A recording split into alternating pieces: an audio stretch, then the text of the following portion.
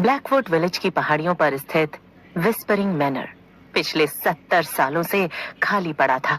स्थानीय लोग कहते थे कि उस घर की दीवारें बातें करती हैं, लेकिन पेशे से आर्किटेक्ट एलेक्स और उसकी पत्नी सारा के लिए ये केवल एक पुरानी संपत्ति थी।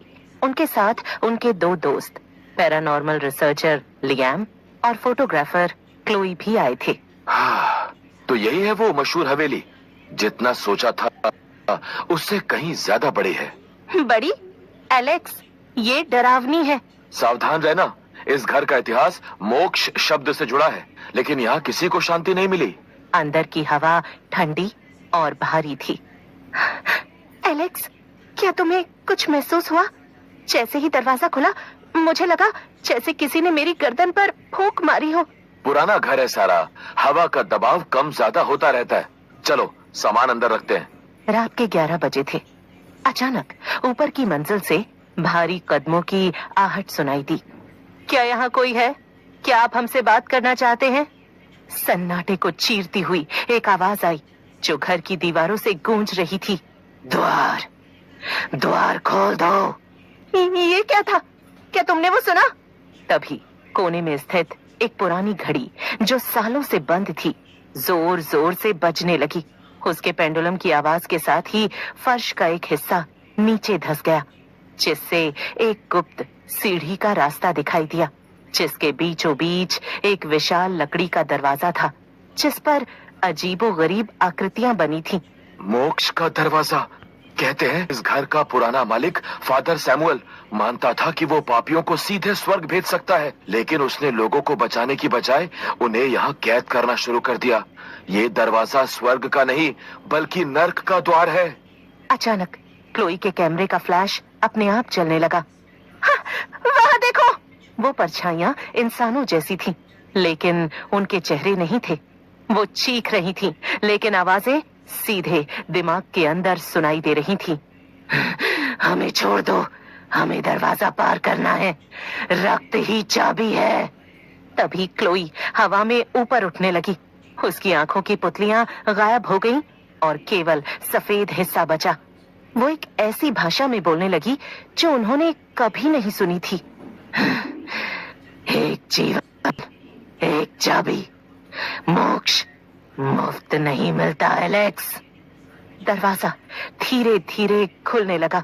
उसके पीछे से सफेद रोशनी नहीं बल्कि गहरा काला धुआं निकलने लगा। एलेक्स, वो दरवाजा बंद करना होगा। वो मोक्ष नहीं है, वो उन आत्माओं को हमारी दुनिया में ला रहा है। एलेक्स को समझ आ गया कि तर्क काम नहीं करेगा। क्लोई, जो जमीन पर गिर चुकी थी, उसने कहा, वो आ रहे हैं, वो सबको ले जाएंगे। कमरा हिलने लगा। सारा ने एक पुरानी किताब देखी। जो बंधा है उसे मुक्त करो, जो खुला है उसे बंद करो, इस द्वार को अनंत काल के लिए सील कर दो। जैसे ही सारा ने ये शब्द दोहराए, एक भयानक चीख गूंजी, जैसे हजारों लोग एक साथ चिल्लाए हों। और फिर एक धमाका हुआ। जब अगली सुबह सूरज की पहली किरण विस्परिंग मैनर पर पड़ी, वो जिंदा थे। हवेली अब पहले से कहीं अधिक शांत लग रही थी, लेकिन वो दरवाजा अब भी वहां नीचे मौजूद था, हमेशा के लिए बंद, या शायद अगली बलि के इंतजार में। हम कभी वापस नहीं आएंगे। दरवाजा बंद हो गया एलेक्स, लेकिन कुछ चीजें बंद ही भली होती हैं। 3 घंटे बाद वो एलेक्स के आधुनिक अपार्टमेंट में पहुंच गए। उन्हें लगा कि कंक्रीट की दीवारों और तेज रोशनी में वो सुरक्षित रहेंगे, लेकिन जैसे ही एलेक्स ने घर का मुख्य दरवाजा खोला, उसे महसूस हुआ कि अंदर की हवा वैसी ही भारी और ठंडी थी जैसी उस हवेली की थी। ये मेरा वहम है, हम सब बहुत डरे हुए हैं। रात के 2 बजे थे। लियाम लिविंग रूम में सोफे पर बैठा पुरानी रिकॉर्डिंग सुन रहा था। अचानक स्पीकर से एक आवाज आई जो रिकॉर्डिंग के समय वहां नहीं थी। लियाम, पीछे देखो। एलेक्स, सारा, बाहर आओ। सब दौड़कर वहां पहुंचे। लियाम ने क्लोई की ओर इशारा किया। क्लोई नींद में चल रही थी और उसके हाथ में एक पुराना जंग लगा हुआ लोहे का टुकड़ा था। एलेक्स, वो लोहे की छड़ जो तुमने दरवाजे में फंसाई थी, उसका एक टुकड़ा टूटकर क्लोई के कपड़ों में फंस गया था। वो केवल लोहा नहीं है, वो मोक्ष के द्वार का हिस्सा है। जब तक ये हमारे पास है, वो दरवाजा हमारे लिए खुला रहेगा।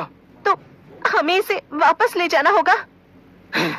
वापस नहीं, इसे पूरा करना होगा। दरवाजा आधा खुला रह गया है। जो आत्माएं बाहर आई, वो शरीर ढूंढ रही हैं। अचानक घर की सारी लाइटें बुझ गईं। हमें इसे अभी नष्ट करना होगा। साधारण आग से नहीं एलेक्स, इसे पवित्र नमक और चांदी के साथ पिघलाना होगा। सारा, मोमबत्तियां जलाओ, हमें घेरा बनाना होगा। लियाम ने फर्श पर नमक से एक सुरक्षा चक्र बनाया। एक विशाल काली आकृति जो फादर सैमुअल जैसी लग रही थी, अंधेरे से प्रकट हुई। तुमने पवित्र कार्य को रोका है। मोक्ष का द्वार बलिदान मांगता है। अगर तुम दरवाजा बंद करना चाहते हो, तो एक आत्मा को अंदर जाना होगा। जैसे ही लुना शुरू हुआ, पूरा अपार्टमेंट एक भयानक चीख से गूंज उठा। वो काली आकृति धुएं में बदलने लगी। एक आखिरी जोरदार धमाका हुआ, फिर अचानक सब कुछ शांत हो गया। सुबह की रोशनी खिड़की से अंदर आ रही थी, लेकिन वो चारों सुरक्षित थे। लियाम ने फर्श पर देखा। जहां वो लोहा पिघला था, वहां केवल राख बची थी। क्या हम वाकई सुरक्षित हैं, लियाम? एलेक्स और सारा ने उस अपार्टमेंट को उसी दिन छोड़ दिया। लियाम अपनी पैरानॉर्मल रिसर्च में वापस लौट आया और क्लोई ने अपना कैमरा हमेशा के लिए एक बक्से में बंद कर दिया। 6 महीने शांति से गुजरे, लेकिन एक रात बाहर तूफान आया हुआ था। सारा को रसोई से किसी के चलने की आवाज आई, जैसे कोई गीले पैरों से फर्श पर चल रहा हो। एलेक्स, क्या तुम नीचे हो? कोई जवाब नहीं आया। सारा सीढ़ियों से नीचे उतरी। फर्श पर कीचड़ के निशान थे जो सीधे बेसमेंट के दरवाजे तक जा रहे थे। वही बेसमेंट जिसे उन्होंने कभी नहीं खोला था। सारा ने धीरे से बेसमेंट का दरवाजा खोला। वहां कोई रोशनी नहीं थी। तभी एलेक्स अंधेरे से बाहर निकला और उसके हाथ में वही पुरानी लोहे की छड़ थी जिसे उसने पिघलाने का दावा किया था। मोक्ष अधूरा रह गया था सारा। फादर सैमुअल ने कहा था कि दरवाजा बंद करने के लिए एक रक्षक की बलि चाहिए। एलेक्स, ये तुम नहीं हो। उस हवेली ने तुम्हें पकड़ लिया है। हवेली ने नहीं सारा, उस दरवाजे ने। मैं अब उस दरवाजे का पहरेदार हूँ और तुम्हें अंदर आना ही होगा। आधुनिक घर गायब हो गया और वो वापस उसी विस्परिंग मैनर के तहखाने में थे। लियाम और क्लोई पहले से ही वहां थे। बीच में वही विशाल दरवाजा फिर से खड़ा था। सारा ने देखा कि एलेक्स के शरीर से काला धुआं निकलकर दरवाजे की दरारों को भर रहा था। उसे समझ आ गया कि वो कभी बाहर नहीं निकले थे। वो उस रात अपार्टमेंट में ही मर चुके थे और ये सब पिछले 6 महीनों का सुखद एहसास बस एक छलावा था, ताकि उनकी आत्माएं पूरी तरह टूट जाएं।